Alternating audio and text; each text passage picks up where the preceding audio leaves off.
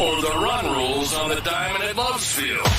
We're giving you the breakdowns, the bets, and the hot takes from the perspective of two former OU Athletics employees. You're listening to the Mainline Podcast with Tyler Burton and Adam Jaquez. Let's go! Let's go! Go! Let's go. Welcome to the Main Line. I'm Adam Jaquez. He's Tyler Burton. Today we're recapping the Temple Week 1 opener for Oklahoma, looking ahead to Houston as well. We'll have our best bets or maybe our worst bets. We'll see how things tune throughout the rest of the season, but we'll get into all that today. Tyler, how are you this evening? I'm a lot better than the many millions of Florida State Seminole fans right now, Adam. I can tell you that. But, oh, my God, what's going on down there in Tallahassee? But, yeah, things are good, Adam, out here in Denver, Colorado. Obviously, Oklahoma 1-0. Kind of a – I guess you could say that it was kind of a – I don't want to say lackluster performance, but it kind of left more on the bone than I necessarily wanted after week 1. Obviously, you win 51-3.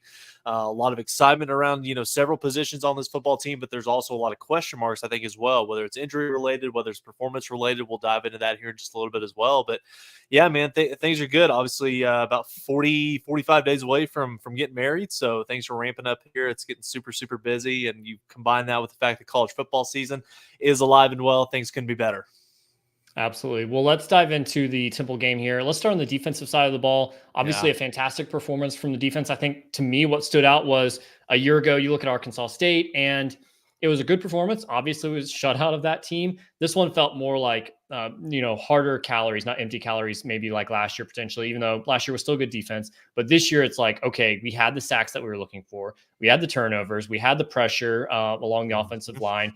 And we were doing that basically with 24 different players through the first 3 quarters of the game, when starters were out there. So it feels like legitimate depth across the board for defense. So I loved what I saw out of them last Friday, I guess it was. It was a perfect debut for new defensive coordinator Zach Allen. The Sooners defense gave up only 197 total yards, 128 allowed on 36 carries. That's 1.9 yards per carry. So Oklahoma's defensive line, particularly the guys on the interior, Dominic Williams, Jaden Jackson, DJ Terry, did a fantastic job of plugging up the middle and really making it a tough, a tough day for that Al's offense. But yeah, I thought that it was a fantastic performance. The fact that you were able to get 6 turnovers, 4 fumbles, 2 interceptions, that was something that it can definitely make your life as a football team, your life as an offense a whole lot easier when the defense is playing that well for all 4 quarters. And Adam, I think you hit the nail on the head. We heard all offseason long how this was going to have an opportunity to be the best defense that Oklahoma's fielded in, well over a decade. And I think the thing that stood out the most to me from watching these guys perform on Friday night, and again, take it all with a little bit of a grain of salt, the fact that it was Temple, probably one of the worst offenses, worst football teams collectively that we've seen come through here in Norman in quite some time. But at the end of the day, the starting 11 on defense, they did exactly what they were supposed to do. Danny Stutzman was in all the right places at all the right times, getting everybody set. Everybody was lined up, fundamentally and schematically they were sound. I thought that Billy Bowman definitely looked the part. Jaden Jackson and Dominic Williams, like we talked about, were super, super aggressive. And we can touch on a couple of these young guys at the defensive line position here, Adam. I'll throw this back over to you. But even though that this was Temple, you could just tell by the way that these guys were out there, whether it was how they were flying around making plays, how they were gang tackling, how they were assignment sound. This defense does look like we are in year 3 of the same system. And especially now that you've got Zach Alley on board, calling the defense for a full game and what he did on Friday night, well deserving of that game ball. But the biggest takeaway I had from this, Adam, was the fact that it didn't matter if you had the starting 11 out there, or if you had guys that were 2 and 3 deep in the rotation at each position group. Everybody looked like they knew what they were doing at every given snap of the football. So there was never really anybody that was out of position. Everybody knew what they were doing. Everybody was, schematically sound. And there wasn't too much of a drop-off, if any, as we saw, close to 40 guys that played on defense for Oklahoma on Saturday night. So that definitely means that this coaching staff is doing something right with the development of these players. 1 year ago, Billy Bowman, Danny Stutzman, probably the only 2 guys that, I saw on the defense that looked really assertive, very confident in the scheme and what they were doing out there.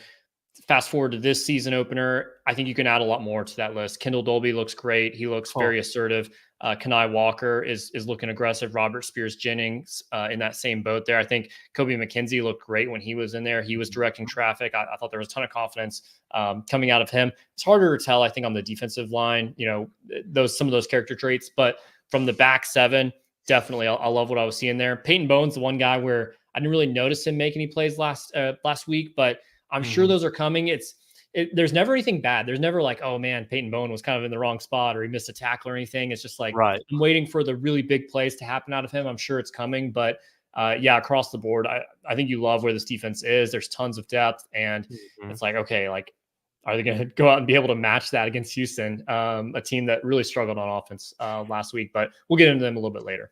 Yeah, and one guy that I was extremely excited to see, how he produced on Friday night, that was Grayson Halton, who, in my opinion, he was my player of the game on defense. He was extremely disruptive, getting after the passer. He made some, impressive stops in the run game as well. It was nice to see that it looks like, Grayson Halton, he's continuing to build on what he's done the last couple of seasons. It seems like he's poised and ready to take that next step and be a key contributor, be an every down defensive tackle in this scheme that, Todd Bates and Brent Venables have got going here with Zach Alley. But, we saw some good things from Marcus Strong. We saw some good things from Ashton Sanders as well. And, we haven't really even talked about David Stone, who, we really didn't see make too much of an impact, but at the end of the day, true freshman playing in his first overall game, he's going to continue to get better and better. He's going to continue to get more and more snaps as the season goes along. So I was really encouraged what I saw from the defensive line position. Then you kind of widen it out a little bit. You go out to the edge. I thought the R. Mason Thompson, Ethan Downs, Caden Woolard, they got after the quarterback a little bit. They did a great job of setting the edge. They made things a lot easier for those linebackers, especially to be able to come downhill and make plays as well.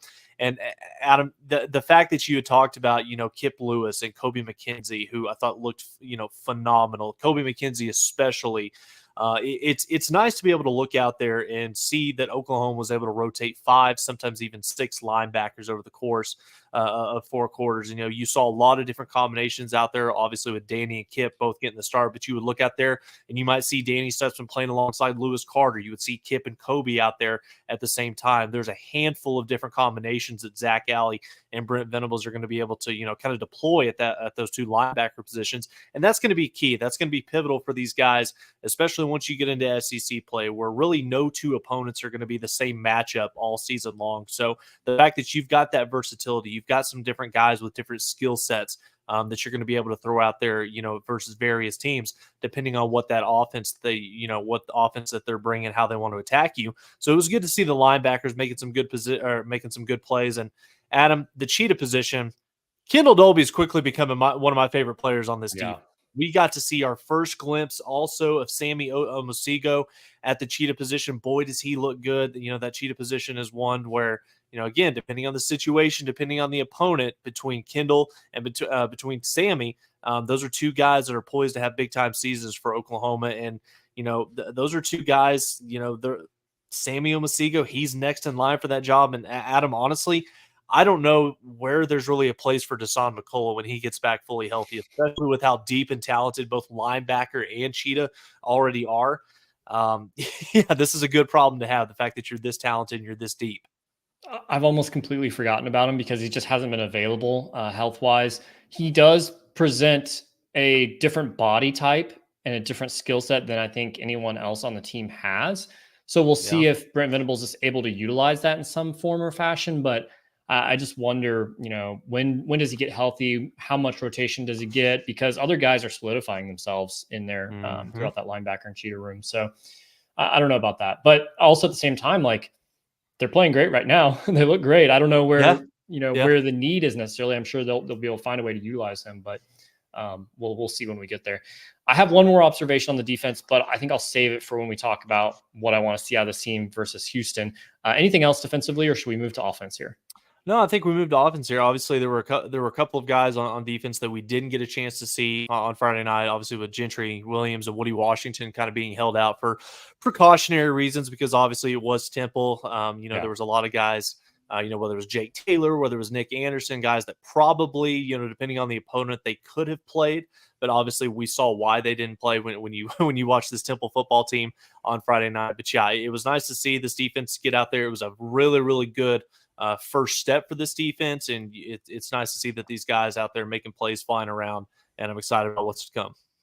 So offensively, let's start with quarterback position with Jackson Arnold. I thought he looked great in not necessarily the best stat line in terms of number of yards, had 4 touchdowns, maybe not as many yards per attempt or completion that you would like to see, but overall decisive. The arm talent's there. I think he looked pretty decent in the pocket. Still wanted to develop and look a little more comfortable there, but overall, I thought, it's exactly what we wanted to see out of Arnold. Yeah, 17 to 25, 141 yards, 4 touchdowns. I thought that he looked great. I thought that he played extremely well. He took care of the football. He looked in command of the offense, took what the defense gave him all night long, and the stat line could have been even better if it weren't for those 4 drops. 2 of those would have ultimately been big-time gains, one of which would have gone for a touchdown. So we're going to learn more and more about Jackson's development over the next couple of games as the offense becomes less and less vanilla as we inch our way closer and closer to the matchup on the 21st against Tennessee. But I thought that with this being his first start on Owen Field in Norman in an Oklahoma uniform, I thought that this was a really nice start for Jackson Arnold. And, he did a lot of things extremely well. And you just know that this is just the beginning of us being able to really get ourselves introduced and acclimated to the Jackson Arnold era here at the University of Oklahoma. But the fact he was able to go out there, take care of the ball, it's pretty clear that he's been working all offseason, building a strong connection with Bauer Sharp, with Deion Burks, and it was a lot of fun to watch out here. And I'm excited, much like this defense, as we continue to progress here more and more into the season. I'm excited to watch Jackson Arnold as the handcuffs kind of get taken off a little bit, and we can really unlock the the full capabilities of this Seth Luttrell offense. I thought he looked sharp running the ball too. I'd kind of forgotten how quick he was on the ground. Slide. Please. Yeah, slide a little bit, but overall, I thought, okay, he's gonna be effective on the ground. He's not going to have to be completely a pocket guy. But I thought he looked sharp. As far as like the receivers, I guess we can kind of get into that a little bit here. Farouk's out for a while. Nick Anderson is banged up. Jaden Gibson's out for the year. Brennan Thompson might be a little bit banged up. Andrew Anthony is still working his way back, but that room's looking thin. So I think really you look at it and go, okay, can Bauer Sharp stretch the field a little bit from the tight end position? Could Caden Helms or Cade McIntyre, somebody like that, maybe come in and play a role from a receiver perspective, and or Taylor Tatum potentially? Just watching him in warmups, that dude looks different. He looks like somewhere between like a DeMarco Murray and Joe Mixon in terms of like receiving ability. Like the length and the extension he has as a receiver from the running back position is pretty elite. Looks just as good as a lot of other receivers. So I think Oklahoma's going to have to explore other options and how to move the ball around, because that receiver room is looking pretty thin. Yeah, at the wide receiver position, I mean, obviously we could have led the show with this and talking about Jalil Farouk, and we'll start with Jalil here. Obviously, it's been announced that he's going to be out 6 to 8 weeks with a broken foot. How realistic that is for him to be able to get back in that time frame remains to be seen. But we'll see what happens. This is a big loss for Oklahoma, plain and simple. In the matter of a month's time, Adam, if you want to go all the way back to really kind of the end of July, first part of August, Oklahoma, you went from having one of the deepest, most talented wide receiver rooms in all of college football to now being down arguably 2 of your top 4 wide receivers when you combine that with Jaden Gibson. So, again, this is a huge loss for Oklahoma. There's going to be an opportunity for some of the younger guys now to be able to come in and step up in a big-time way. We heard all fall camp, from various people inside the building, various people that cover this team, on the media beat, talking about how Brennan Thompson and J.J. Hester were going to be 2 guys that were poised. They were ready to kind of take up the mantle and, be 2 key contributors for this offense. Didn't necessarily look that way in week 1. I'm not ready to, cash stones or, anything, dismiss any of these guys. Obviously, it's just week 1, but you would like to see a little bit more out of those couple of guys who, now because of the injury bug kind of biting this wide receiver position, you're looking at guys like Brennan Thompson and J.J. Hester, and really guys like Jaquez Petaway and Andrell Anthony, who, again, he's coming back off of an ACL tear. The coaching staff has talked about how we're, slowly trying to phase him back into this offense, just slowly try to get his feet wet. Now you're kind of in a position as a coaching staff, if you're Emmett Jones here, to where do you kind of ramp up the pace a little bit on Andrell Anthony, on, how quickly he's going to be able to come back? How is he going to be able to be back out there and, play starter type snaps for this football team going forward? But again, it's week 1. So obviously there's a lot more out there. It's never as bad as you think it is, which we'll get to the offensive line here in a second, but it's also never as good as you think it is on the flip side as well. So again, sounds like we're going to be seeing Nick Anderson back out there on the field this upcoming weekend. So we'll see what this offense, we'll see what this Oklahoma passing attack looks like going into week 2 against a Houston team that we'll touch on here in a second. Boy, it's not what I was expecting to be coming to Norman here when we kicked this thing off last week. But again, I liked what I saw for a majority out of the wide receiver position, but there's more questions, I think, than answers. And Adam, tell me if I'm wrong here. I think Taylor Tatum's the best looking running back that we have right now. Is that too far of a stretch? I think so. Now, when he got in the fourth quarter, he kind of bounced off tackle there and was out in the open field, and he looks pretty electric out there. Yeah. That's easier said than done to just get that guy off tackle like that. But yeah, I think he definitely has the most juice out of that running back room. Gavin Sawchuk, interesting. Like it feels like he just needs a couple of weeks to get in momentum there potentially. Yeah. Barnes looked great. Caleb Hicks, I don't think saw the field. I don't think he had any carries that I can recall. No. That one's kind of odd. And Sam Franklin looked really good. You know, I mean, he had some electricity in the open field as well. So I'm okay with where the running back room is. I think Taylor Tatum needs to start asserting himself in there because he is by far the best receiver. And I think we need more receiving threats with where the wide receiver room is. So yeah, I'm pretty happy with where that is. I think it kind of depends on the offensive line, which I'm sure we're talking about next. But yeah, I'm pretty happy with running backs. I mean, obviously, it's kind of a double-edged sword. You have liked to have seen more from Gavin Sawchuk. Obviously, 6 carries, 15 yards. You know, that's 2.5 yards per carry. But at the end of the day, we kind of know what we have in Gavin Sawchuk. So I'm not really going to get all bent out of shape. The fact that, you know, he only ran for 15 yards against a team, you know, as poor as Temple. We've got to get Gavin to SEC play. We've got to get him ready. That way he's fully healthy and functional and ready to go for Tennessee. But I thought that this was the best that Javonte Barnes has looked in Oklahoma uniform since the Cheez-It Bowl 2 years ago. I thought that he was fast. He was physical. You know, he was decisive in his cuts. He saw the lane. He took it. But Adam, I thought that the best looking back all night, I thought it was Taylor Tatum. Great visions, runs hard, great speed, made a couple of guys miss in space. That's what an OU running back should look like here week in and week out. And obviously a huge part of the overall success of these guys is going to come down to the offensive line and the performance of that group. But I like where the Sooners and DeMarco Murray sit with this 3-headed monster of what I think is going to be Gavin Sawchuk, Javonte Barnes, and sprinkling in a little bit of Taylor Tatum as this thing keeps progressing. So let's get into the offensive line then. I know there was a lot of talk about Spencer Brown and him not being effective. And yes, I think there's truth to most of that conversation. I'm not necessarily worried about that because he's not supposed to be playing. You know, Jake Taylor comes back. I think you're fine there. I think Jacob Sexton could play right tackle. I think there's options there that you can put in. You know, if you're playing Alabama at the end of the year and you need to put in a right tackle, I think there's other options there. I'll just put it that way. So I'm not really concerned or worried about what Spencer Brown's doing. As far as the rest of the line, Michael Tarquin, I sent you a few clips, one of him falling down as he ran out to the perimeter and make a block on a wide receiver screen. He got pushed back a little bit later in the second quarter, allowed, I think, a sack on Jackson Arnold where he just got blown off the ball essentially by a Temple defensive lineman. Not thrilled with what I'm seeing out of Tarquin because if he is like, as we hear all the reports, he's technical, he's sound, he's reliable, the coaches can rely on him, but physically can't do what is required of that position, that scares me because you can't really fix that. Where I think we're probably headed with this offensive line is probably in a direction of, and what I would like to see is Jacob Sexton at left tackle, at right tackle, Jake Taylor. And then at that left guard position, I think you have to develop somebody that's younger, whether that Eddie Pierre-Louis or Heath Ozida. There's options there. I think you have to develop one of the guys that is physically more talented, and you have to give them opportunities now because you can't build up that trust when you're playing Texas. I know Caden Green did it last year. That's kind of the exception to the rule. You need to give those younger guys opportunities now. And hopefully Bill Bedenbaugh, I think, saw that towards the end of the game when he had some of those younger guys in that, hey, I need to get these guys more run next week against Houston. Yeah, I think that, I mean, obviously it's two-sided here. I mean, you look at the starters, you had Sexton at left tackle, Garen Hatch at left guard, Branson Hickman got the start at center, Fabechi and Wiwu at right guard.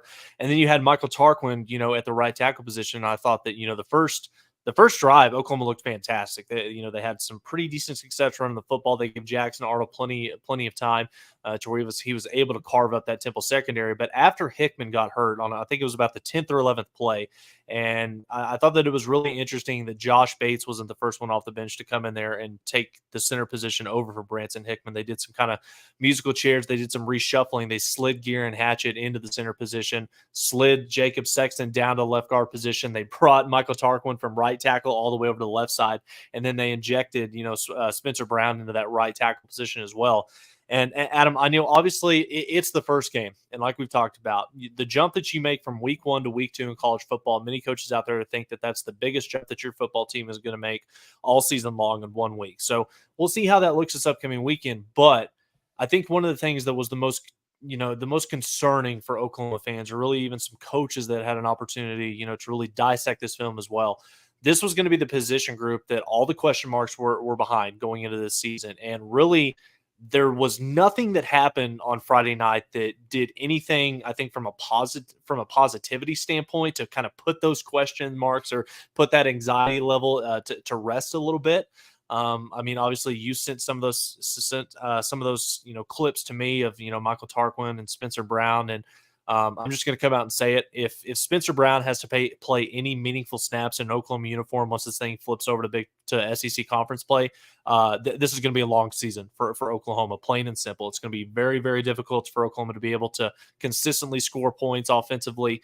But again, I think that you make a really good point, Adam, when you try to forecast what this thing is going to look like. How can Oklahoma, fulfill Bill Beanbow's ultimate, pledge of, regardless of who's on the roster, we're going to get the best 5 out there. We're going to patch it together with duct tape and super glue, and we're going to put a formidable offensive line out there that's going to get the job done. I think that you've got to use these next 2 weeks. And obviously you get sounds like from everything that's been put out there. I know that Brent on his Monday morning or Monday coaches show tonight, he talked about how Jake Taylor was going to be back this weekend. So if that's the case, you've got 2 weeks, Adam, that you've got to get this thing figured out. I think if you're Bill Beanbow, and again, we're 2 guys sitting here, we're former OU athletics employees sitting here talking football, but from the outside, what I think that needs to happen here, you've got to slide Jacob Sexton back out there to left tackle. I know that we saw a little bit of him over the course of spring ball. We saw a little bit of it in the game against Temple, him playing interior at the guard position. He's a better left tackle. He is a prototypical what you want in a left tackle position at the Division I level. So throw Sexton back out there. Center, it sounds like it's going to be Garen Hatchett until Branson Hickman's able to find his way back off the injured list. So then you've got Fabechi and Weewoo at the right guard position, right tackle Jake Taylor. The left guard is one where I think that you really have to – I think that you realistically, Adam, you have to spend these next 2 weeks – having a steady rotation of whether it's Michael Tarquin, whether it is Heath Ozeta, whether it's Eddie Pierre-Louis. I don't care that these are 2 guys in EPL and Heath Ozeta who really haven't had any experience playing football at this level whatsoever. You've got to utilize these next 2 weeks to figure out who is the best guy that you can throw out there in between Garen Hatchett or Branson Hickman and Jacob Sexton. You're afforded the luxury of having a veteran guy in Jacob Sexton at that left tackle position, but you've got to get a guy plugged in at that left guard position that's going to be ready to go when Tennessee comes to town. Because, Adam, I think a lot of fans out there who are listening to this, they had a chance to watch Tennessee on Saturday. And again, I know that it was a pretty poor football team that they were going against, but you can just look at the caliber of athlete that Tennessee's got in that front 7. If Oklahoma can't get this thing figured out here in the next 2 weeks, it's going to be a long opening day of SEC football for Oklahoma. And that's all I'll say about that. Troy Everett is a name that we haven't talked about very much, but as he gets healthy, I think he's one that is the most maybe critical for this team. If Branson Hickman is indeed out for several weeks, it sounds like he's questionable this week. To me, on the sideline, he looked okay. I thought maybe he could have gone back out there and played on Friday if he really needed to. But if Troy Everett can get healthy, I think that helps tremendously, because you could put him at left guard, and maybe that takes the pressure off of, hey, we can move Jacob Sexton out to left tackle, or maybe he can play center, and that takes the pressure off of Gary Hatchett, who, I mean, with his upper body injury, he was getting beat pretty easily quite often. So we definitely need to get healthy there along the offensive line, because they need to work out some kinks there. Adam, let me ask you this. I want to know if you know. It's obviously you were in attendance there on Friday night. You've had a chance to go back and rewatch the game. The thing that stood out the most for me, especially watching this thing on TV and going through the film a little bit more, one of the common themes that has been the biggest proponent of a successful Bill Beanbo offensive line. It's a group that in its totality is playing with kind of a level of nastiness to them. It's got a little bit of attitude. It's you're on the verge of a personal foul penalty because you're playing all the way through the whistle. You've got that level of nastiness and grit. I didn't see that from Oklahoma's offensive line on Friday night. And again, I know that they're banged up. I know that they're missing some key starters, but at the end of the day, it's Temple. Michael Tarquin, Spencer Brown, you shouldn't be getting knocked off the ball by the edge guys of the Temple Owls. I'm sorry. But I just didn't see that level of physicality that we've grown accustomed to from some of the best Bill Beanbo offensive lines that he's put out in Norman over the last decade. I don't think it's a mentality issue. I think it's just they're not in the right position. And if you're not in the right position, you don't have the ability to be nasty. So it's a good point. It's a confidence thing too. Yeah, hopefully that improves. I guess we got to talk about the kicker here while we're talking offense as well. Tyler Keltner going 3 for 3, one of them from 50 yards. I think he did have the wind at his back on that particular one, but it wasn't like a stiff wind or anything like that. Huge confidence booster for him, for the team, for Coach Venables. Starting to feel a little bit better about that situation. That's SEC Special Teams Player of the Week to you, right, Adam. Tyler Keltner. Right. No, it was a fantastic performance, and I thought that I tweeted it out from our podcast account. I think it was yesterday. Quote tweeted David Pollock's question about, what was the biggest takeaway? What was the biggest positive thing that you took away from your football team in week 1? Oklahoma's got a kicker, it looks like. So it's nice to see TK out there, kicking the rock. It was nice to see him make some kicks. 50, 42, and 24. Oklahoma's going to need that over the course of this season, especially if the offense can not quite get to what we've come to expect, where this is a top 5, top 10 offense. But with the Oklahoma's defense, being as good as they're going to be, you're going to find yourself in some one possession ball games where it's going to come down to a field goal, right before the half or, late in the fourth quarter that can ultimately be the difference between winning or losing some of these tight ball games. But it was nice to see Tyler Keltner out there. It was nice to see Oklahoma special teams being an asset rather than, being a liability. So it's good to see that. Hopefully we won't need him against Houston, a team that started off the season in pretty poor fashion. Only 25,000 they announced attendance there at Houston for the matchup against UNLV. That's pretty pathetic for a program that is billing themselves as very serious about football. But it's probably a good thing nobody was there to watch it. They nearly got shut out. They didn't score until there was a minute left in the game. Their backup quarterback, Yui Ale, his first name is UI. That was the best drive of the game. I don't think he's going to get the start, but I know there was fans out there that were calling for that. He's only thrown, I think, 8 career passes or something like that. So that would be a tall task to ask him to come in and Norman and take on the Sooners. But not a very good performance from the Cougars and not a whole lot of talent on this team. Adam, you thought that there was going to be a pretty sizable increase in competition from week 1 to week 2, going from Temple to Houston. I do think that there is going to be a little bit of a step up, but it's not going to be quite as drastic as what we had previously thought. I mean, this is obviously a team in Houston. First-year head coach Willie Fritz taking over this program from Dana Holgerson. It kind of feels like the cupboard was pretty bare, maybe even more so than people had originally thought when Willie Fritz got to town. But they did suffer the week 1 loss, 27-7 to UNLV. And when you kind of go through, Adam, you look at the box score from this game, there really wasn't anything all that special that UNLV did that would, kind of explain why, they won by 3 touchdowns over Houston. UNLV's quarterback threw for just 71 yards, had a couple of touchdown passes, ran for 59 yards as well. But it just really was not anything that I could see that Houston is going to be able to pinpoint and say, okay, yes, this is where we had some positive momentum. These are some of the things that we did well. We can build on this as we make the trip up to Norman, Oklahoma. And, Houston offensively, 26 rushing attempts, 38 yards. That's 1.5 yards per carry.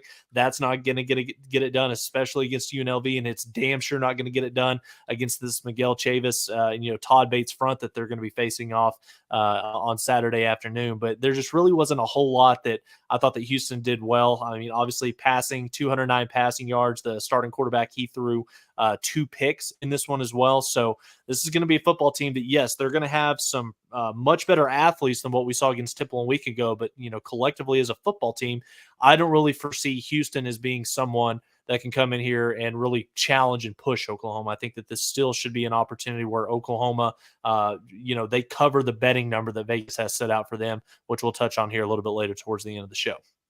Yeah, that front seven for UNLV pretty much dominated Houston. You mentioned the Yeah. 38 yards rushing, but 10 tackles for loss, 6 sacks, and then also the 2 interceptions, which is very much a stat that is attributed to defensive line when you take into account, pass rush and things like that. So, an opportunity for Oklahoma to go out and really eat and maybe repeat the same type of performance that they had against Temple. For me, I think the one thing I do want to see that I didn't quite get enough of against Temple was the edge rushing from Oklahoma. Of the 6 sacks that Oklahoma had last week, only 1 attributed to Ethan Downs from that defensive end position. So you love that there's penetration from the middle of the defensive line, and Kendall Dolby got in on the sack action as well, but would love to see more of Ethan Downs, more of PJ, more of Caden Woolard, more of R. Mason Thomas against this Houston offensive line, because obviously opportunities there to have a ton of success. If you want to throw a storyline out there, kind of a stat within the game for this upcoming Saturday night, OU versus Houston, I think that something that's going to be really interesting to watch is who's going to win the battle on third down. Obviously, Oklahoma was 1 for on Friday night against Temple, converting third downs. I actually think it was Michael Hawkins on the very last possession of the game where they converted their 1 and only third down all night long. And then you look at what Houston did against UNLV. They were 2 for 15 on third down as well against UNLV. So, again, this is going to be an opportunity for Oklahoma, particularly the front seven. And, Adam, I think you make a really good point, challenging those edge men out there wide on the line of scrimmage for Oklahoma. This is an R. Mason Thomas. This is an Ethan Downs. This is a PJ type game where you've got a quarterback that he's a little bit mobile, but he's not even as mobile, I think, as Jackson Arnold. So he's going to be a guy that's going to want to sit back there in the pocket, and if he gets time, he's going to want to try and pick you apart from within the pocket. So I think that this is going to be a good opportunity for Zach Alley to kind of dial up some different blitz packages to really get after this quarterback for Houston. And I think it's going to be a fun test, and I'm excited to watch this matchup on Saturday night. Let's come back to Houston in a moment when we do our score predictions and where we think that game will go. But it's time for the main line's best bets, or maybe the worst bets, depending on how you look at it. I tripped out of the gate, fell flat on my face, 1-4 record in week 1. Tyler got a little bit further than I did with a 2-3 record. But now we have some data points that we can work on and start to get in the winning column for our best bets. Tyler, you're in the lead, so I'll give you the first game here.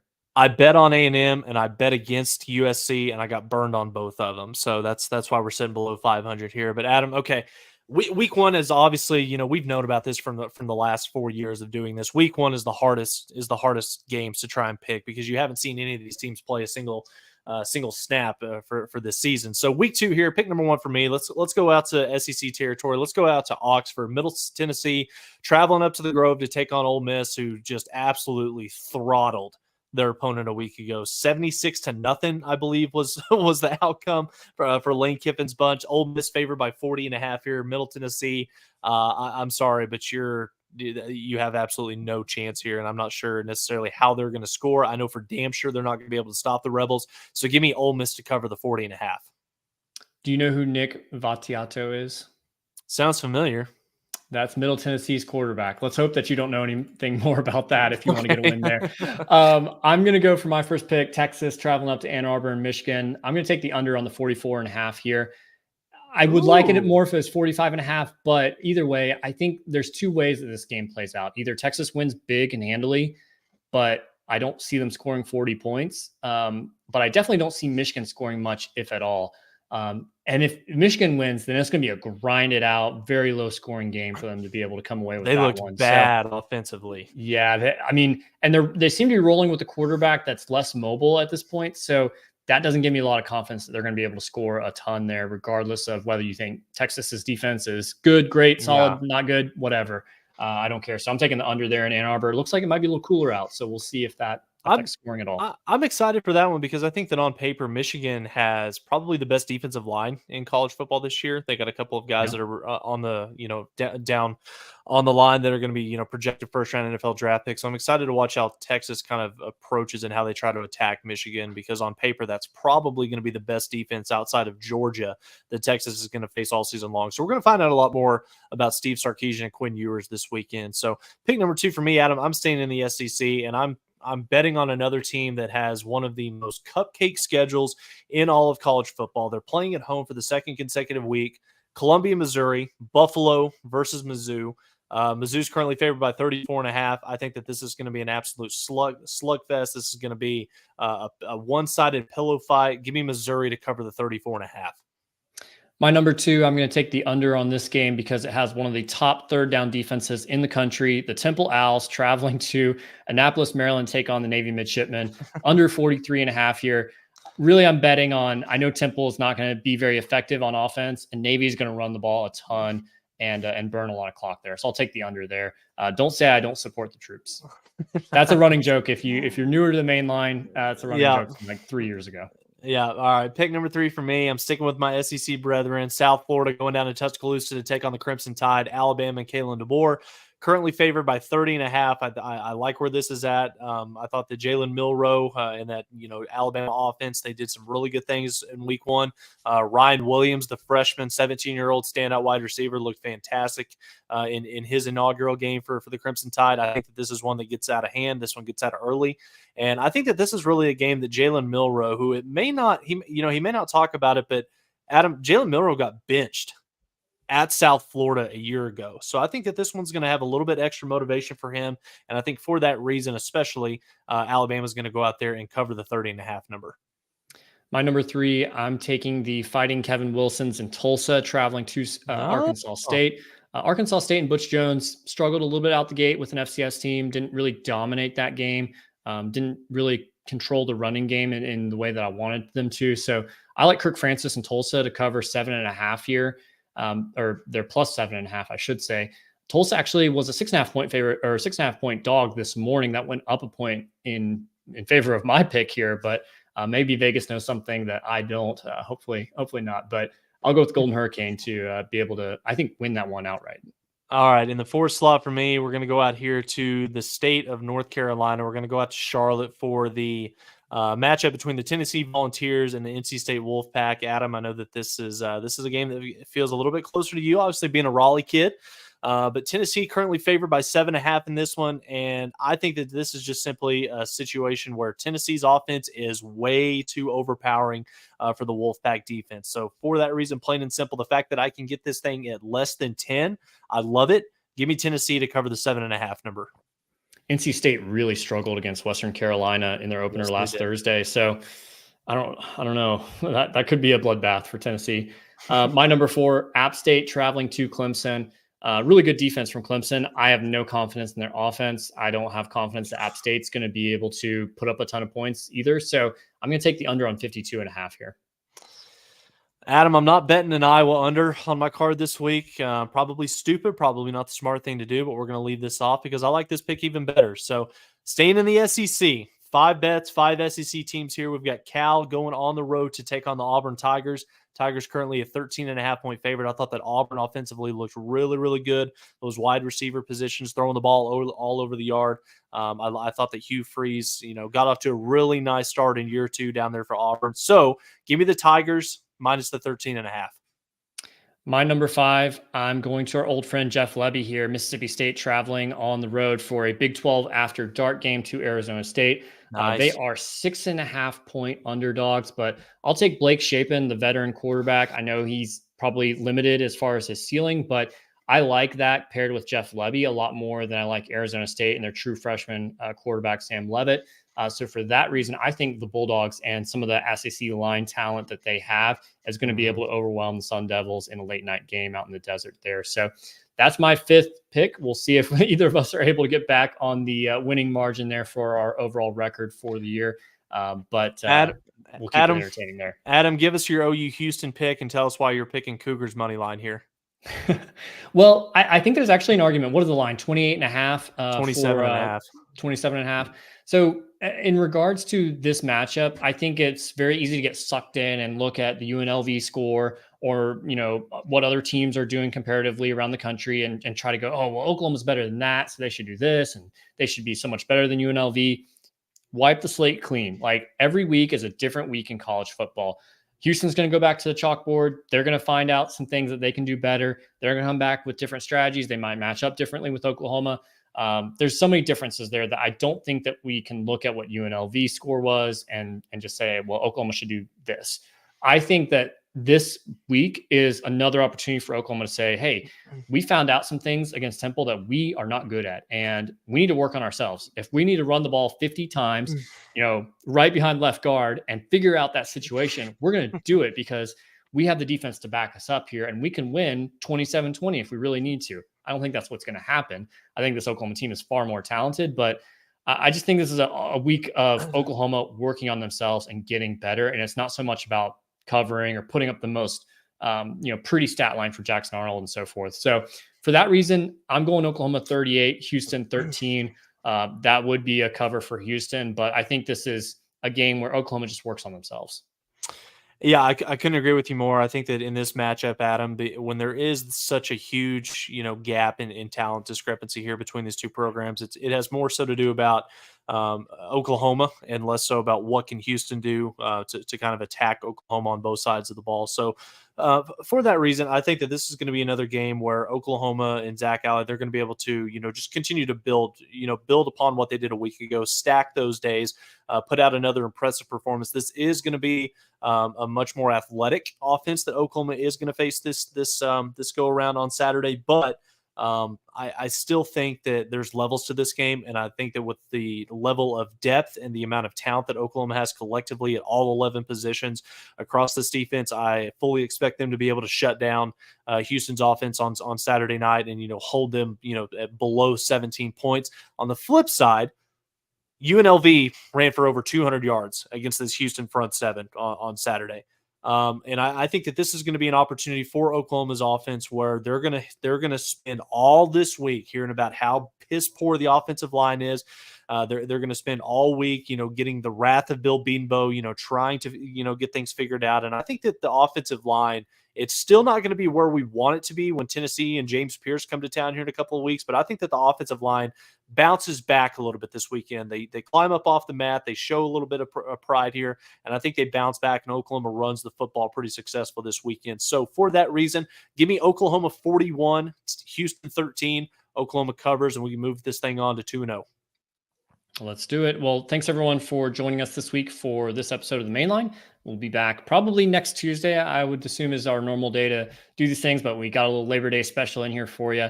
But we'll be back next week to talk about what happened with Houston and hopefully look ahead to a positive matchup with Tulane after they host Kansas State this weekend. So we'll be able to see a lot more about what the Green Wave is all about. So thanks everyone for watching or listening. We'll see y'all next week.